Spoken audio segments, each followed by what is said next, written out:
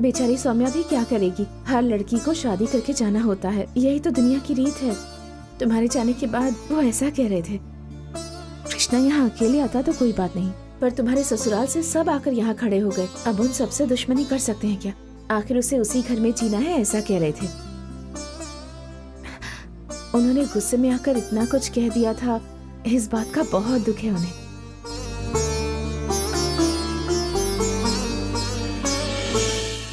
यहाँ मैं किसी के साथ खुशी से बात नहीं कर पा रही हूँ। पापा को मैंने बहुत तकलीफ दी ना दीदी। मैं तुम्हें कह रही हूँ ना सौम्या, वो वक्त ही ऐसा था।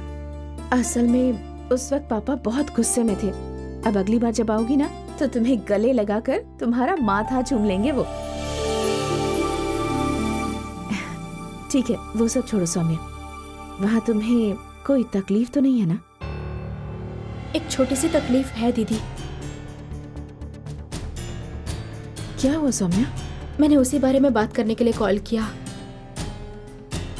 मैं और मेरी सासू माँ पूजा कर रहे थे और भगवान को पूजते वक्त एक छिपकली कृष्णा के सर पर गिर गई दीदी। सौम्या, अब वहाँ छिपकली रही होगी और अचानक से गिर गई होगी, अब ये भी कोई बात हुई क्या?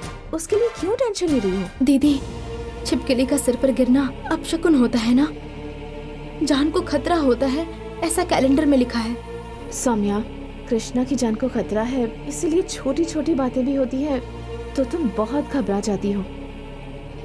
थोड़ा हौसला रखो सौम्या, मुझे यकीन है सब कुछ ठीक हो जाएगा। माँ नहीं है इसलिए बचपन से ही तुम्हें ही अपनी माँ माना है। हर छोटी से छोटी बात तुम्हारे साथ ही शेयर की है मैंने।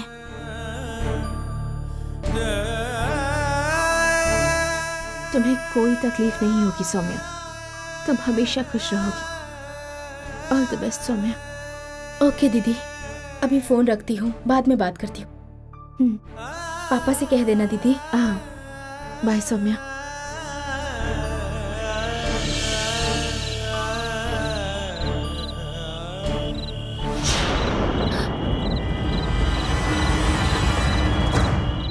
पापा चलिए ना, पेटिशन लिख लेते हैं।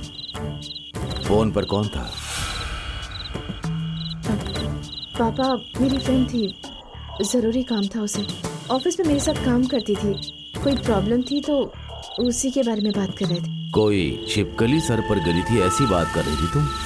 हाँ पापा, मेरे फ्रेंड के सिर पर ना छिपकली गिर गई थी तो वो बहुत घबरा गई थी, तो मैंने उससे कहा कि इसमें डरने वाली कोई बात नहीं है। तुम्हारी फ्रेंड ऐसा क्यों पूछ रही थी बेटी कि तुम गुस्से में हो? पापा, वो ऐसा है कि आज तुम चोर के जैसे बात क्यों कर रही हो? तुम तो ऐसे बात कर रही हो जैसे मन में कुछ छिपा रही हो बेटी। दीदी और छोटी बहन क्या मुझे बेवकूफ समझते हैं? पापा, ऐसा नहीं है पापा। इस गांव में मेरा मान सम्मान डुबो देने वाली लड़की, तुम उसके साथ बातें कैसे कर सकती हो?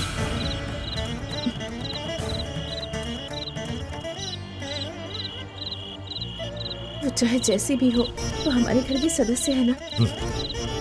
मेरी छोटी बहन नहीं है क्या? आपकी बेटी नहीं है क्या? मेरी बिना इजाजत के वो इस घर को छोड़ करके गई थी बेटी। उसी दिन से वो मेरे लिए मर गई। मेरी बेटी अब जिंदा नहीं है ये सोचकर उसी दिन मैंने पानी डाल लिया। माँ का गुस्सा और लड़की का प्यार, ऐसी कहानी मैं बिल्कुल नहीं चाहता। तुम उसके साथ बात क्यों कर रही हो?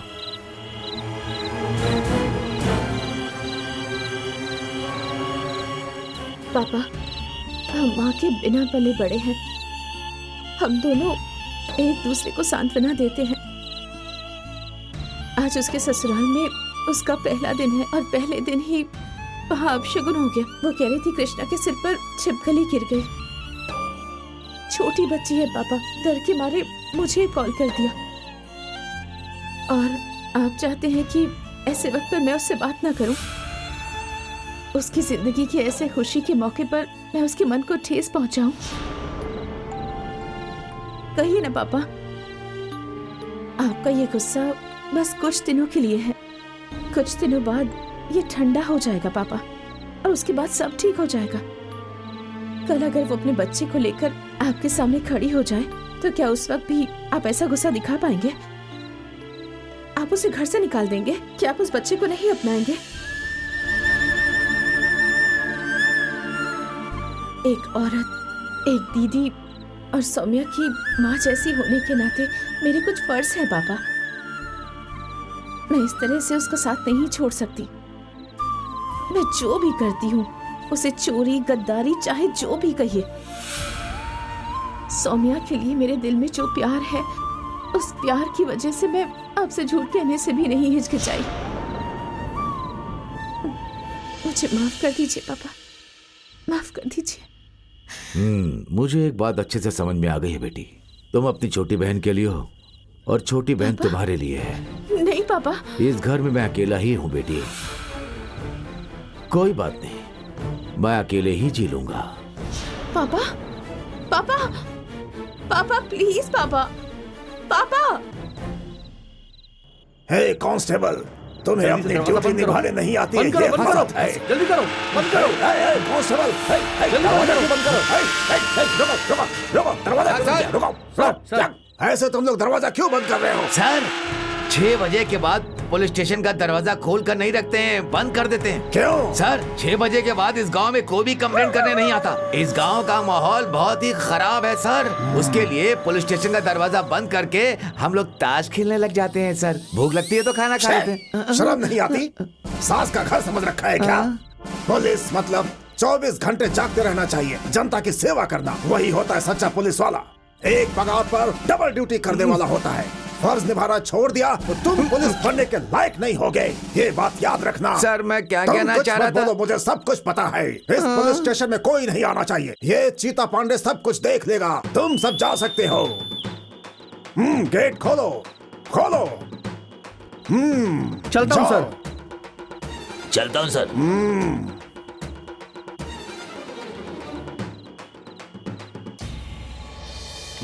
जाता हूँ सर। निकलो। हे कांस्टेबल, सर, 1 मिनट। चलता हूँ नो, सर। किससे बातें कर रहे हो तुम? अच्छा सुनो, कुछ देर पहले तुम पराठा सालन की बात कर रहे थे। इस शेर पांडे के लिए एक मुर्गी बिरयानी बोलकर आओ। हाँ? हाँ? ये किधर गया? बिरयानी ही तो मांगा था, इतने में गायब हो गया। मुझे अकेला छोड़कर चले गए। शेर पांडे नहीं डरता। मैं किसी से डरूंगा? मैं कौन हूँ? किसी से ना डरने वाला चीता पांडे।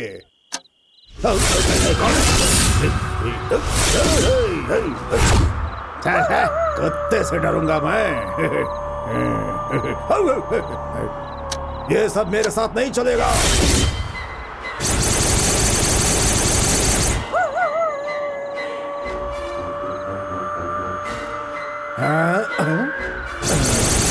कुत्ते भी आज कुछ ज्यादा ही चिल्ला रहे हैं।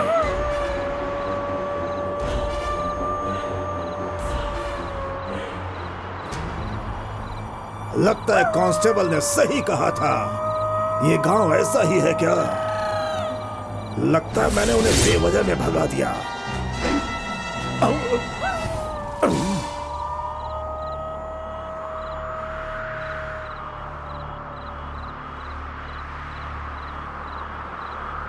सब लोग चले गए, लेकिन कोई बात नहीं है। सेफ्टी के लिए दरवाजा बंद करके अंदर बैठ जाता हूँ।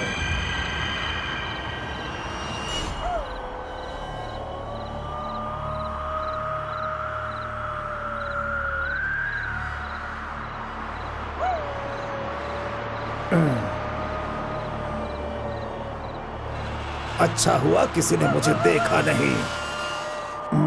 अब जो होगा देखा जाएगा, अंधेरे में कौन मुझे डराएगा। ला ला ला ला ला ला ला ला ला ला ला, मैं हूँ शेर पांडे। साहब बचाइए मुझे, बचाइए मुझे। कौन है वहाँ? कौन है? औरत की आवाज आ रही है। कौन है? कौन है? क्या बात है? बचाओ मुझे। ये आवाज आ कहाँ से रही है? साहब बचाइए। कौन है इधर? बचाइए मुझे। लीजिए। कौन चिल्ला रहा है? साहब, कौन हो? क्यों चिल्ला साहब रही हो? मुझे बचा लीजिए साहब, वो मेरे पीछे आ रहे हैं मेरा बलात्कार करने के बलात्कार लिए। करने आ रहे हैं? कौन है वो? बहुत देर से मेरा पीछा कर रहे हैं। हाँ? सर बचा लीजिए सर। कोई नहीं दिख रहा इधर तो। इस शेर पांडे के पुलिस थाने के पास भला कौन तुम्हारा बलात्कार कर सकता है?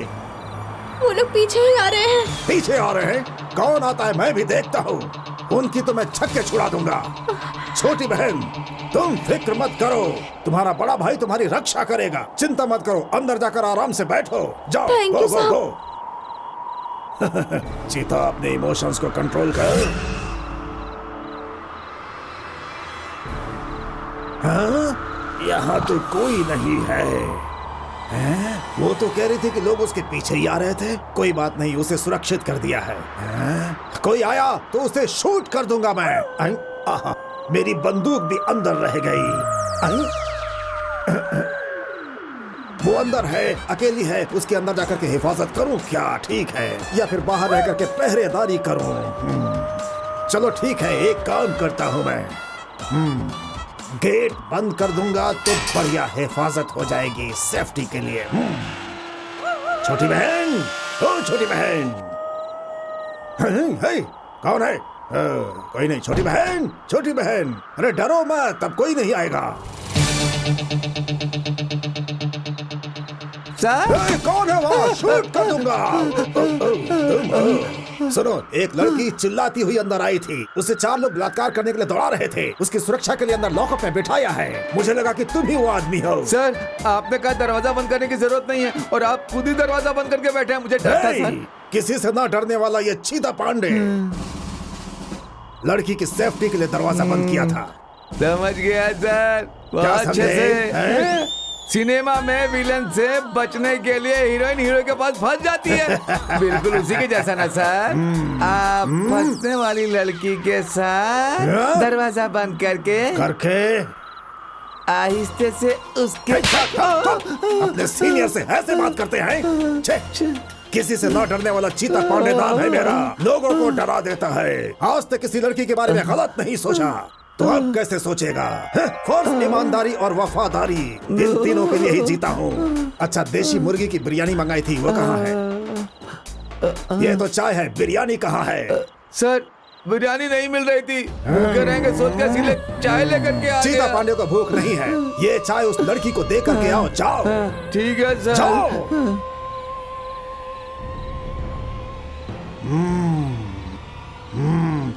पागलों जैसी बातें करता है। किसी से न डरने वाला चीता पांडे भला किसी से क्यों डरेगा? सर हे, सर क्यों चिल्ला रहा है? सर वो लड़की नहीं दिख रही सर। मारा। हाँ?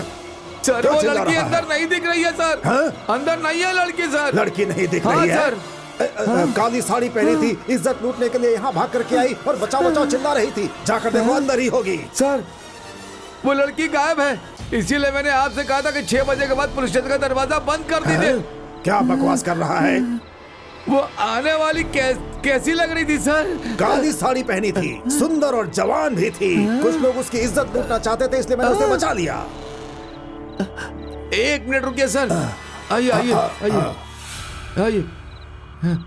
हाँ बोल। देखिए, रुकिए रुकिए। देखिए सर, ऐसी थी क्या? हाँ बिल्कुल यही थी। सर इसे मरे तो 1 साल हो गए सर। हे, क्या बोल रहा है? आने वाली लड़की नहीं, भूत थी सर।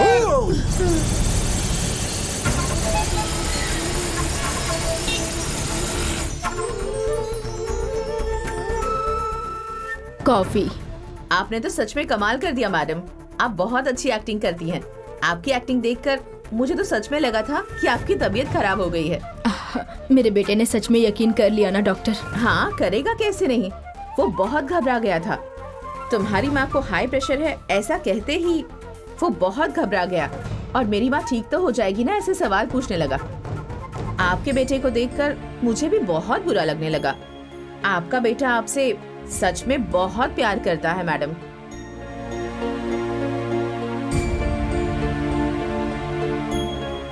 इस दुनिया में एक औरत अपने माँ बाप के बाद जिसे प्यार करती है वो उसका बच्चा ही होता है। चाहे बच्चे जितनी भी गलती करें, लेकिन एक माँ के दिल में हमेशा अपने बच्चे के लिए प्यार रहता है, और मेरा बेटा जिस तरीके से मुझसे प्यार करता है वो देखकर बहुत खुशी है। वो मेरे लिए वरदान है। उसे एक अच्छी जिंदगी मिलनी चाहिए, इसलिए झूठ बोलकर उसके सामने मुझे इस तरह ड्रामा करना पड़ा। लेकिन उसके सामने झूठ कहा है, ये बात भी मुझे झकझोर रही है। फिक्र मत कीजिए मैडम, आपने अपने बेटे की भलाई के लिए ही सब किया, इसलिए आप ऐसे खुद को दोष मत दीजिए। सही कहा डॉक्टर, लेकिन क्या कर सकते हैं। एक माँ अपने बेटे से जितना भी प्यार कर ले, पर अगर लड़के को प्यार हो गया तो वो बदल ही जाते हैं। इसलिए उन्हें इससे छुड़ा कर लाना साधारण बात नहीं होती है। मैंने भी उन दोनों को बहुत छूट दी थी। अचानक से मन बदलने को कह दूं तो नहीं हो पाएगा ना।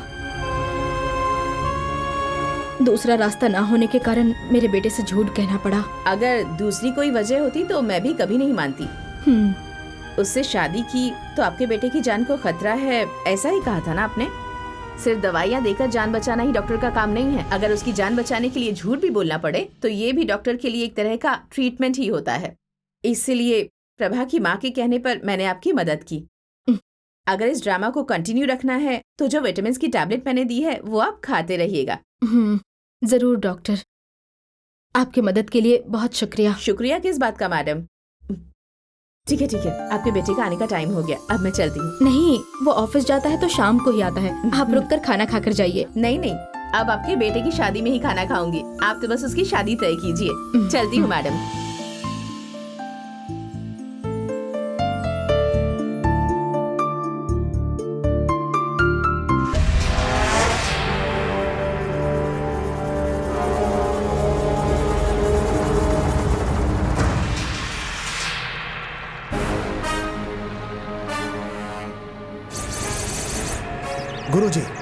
गुरुजी, मेरे ऊपर जो श्राप था वो मिट गया। मेरे शरीर में फैला हुआ विष निकल गया। मैं फिर से पुराना केशव हो गया। मंत्र शक्ति से भरा हुआ केशव नंबोदरी। खोई हुई शक्तियां मुझे वापस मिल गईं। अब मुझे किसी से डर नहीं है। माता काली माता, बहुत खुशी हुई केशव। तुम्हें ऐसे देखकर मुझे बहुत संतुष्टि मिल रही है। गुरुजी, मैं जिस जगह पे गया वहां पर मुझे एक विशेष चीज मिली है। उस चीज के बारे में आपको बताना चाहता हूँ, इसीलिए यहाँ पर आया हूँ। वो क्या है? देखिए।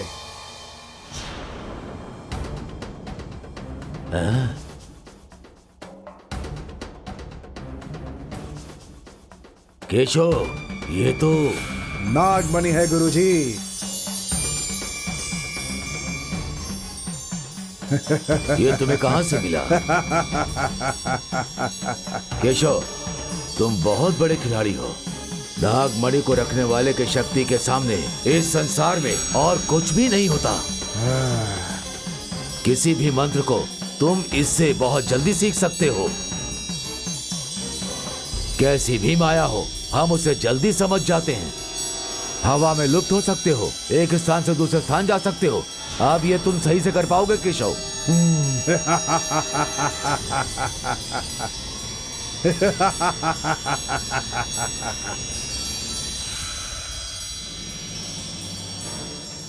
गुरुजी, मेरा मन पूरी तरह भरा हुआ है।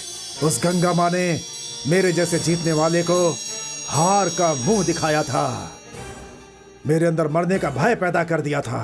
आपके द्वारा सिखाए मंत्रों को और इस नागमणि के द्वारा अब मुझे जो शक्तियां प्राप्त हुई हैं, मेरा पहला काम उस नाग माँ को और उस गंगा माँ को खत्म करना है।